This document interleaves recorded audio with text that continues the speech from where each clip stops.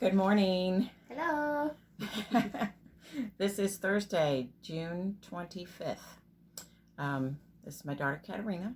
Hello. I'm Amelia.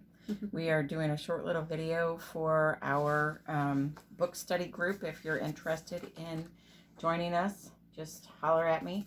We're doing Braving the Wilderness by Brené Brown. And we thought we'd just do a short little video. We're on chapter 1, and we're still taking people in the group until Monday. It's an online group, and we'll read until August 31st. So you're welcome to join us. Just let me know. She's awesome. Who, me? Oh. It's multi-purpose, really.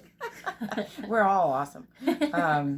So Katerina and I went and saw Brené Brown 3 years ago in Nashville for this book. And we thought we were getting our books signed individually. But this was actually really brilliant on Brené's team's part to give out these cards that I'm going to read. And then Katerina and I will just have a little bit of a discussion about chapter 1. We were able to finish chapter 1 here this morning. She's visiting from Springfield. Stop walking through the world looking for confirmation that you don't belong. You will always find it because you've made that your mission. Stop scouring people's faces for evidence that you're not enough. You will always find it because you've made that your goal. True belonging and self-worth are not goods. We don't negotiate their value with the world. The truth about who we are lives in our hearts. Our call to courage is to protect our wild heart against constant evaluation, especially our own. No one belongs here more than you. No one belongs here more than you. So, we read chapter 1. And, Katerina, do you want to... Well, I just want to briefly talk about the card for a second. Yeah. I feel like it's really important to know that when you're choosing, because you do choose, the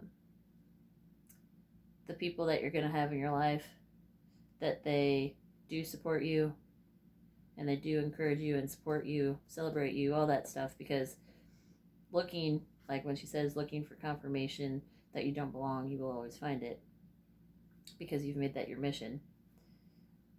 If that's what you're looking at, if you're having that perspective when you're making friends, for example, then you're not going to have a very healthy, positive friendship. And I feel like if people have more of a better awareness of how they're perceiving the relationship, it'll help them to also understand why perhaps people are showing up in the way they are. So have you recently gone through relationship changes, whether they be friends or... I think I'm just getting really clear on how I'm perceiving situations and people and how it ends up making me feel, whether it's actually the truth of the situation or not. Right. So it takes that little bit of evaluation of myself, self-reflection, to see if it's actually based on truth or if it's based in feelings. And how, right, if it's based in feelings, if I have the feeling that I don't belong, then of course the situation is going to show up that you don't belong. I don't belong, and that people don't want to spend time with me, all of those things. Right. And you can create the story that you don't belong, no matter what you're looking at and no matter what the actual situation is. Brené touched on that briefly in this about the story that she told herself about not belonging.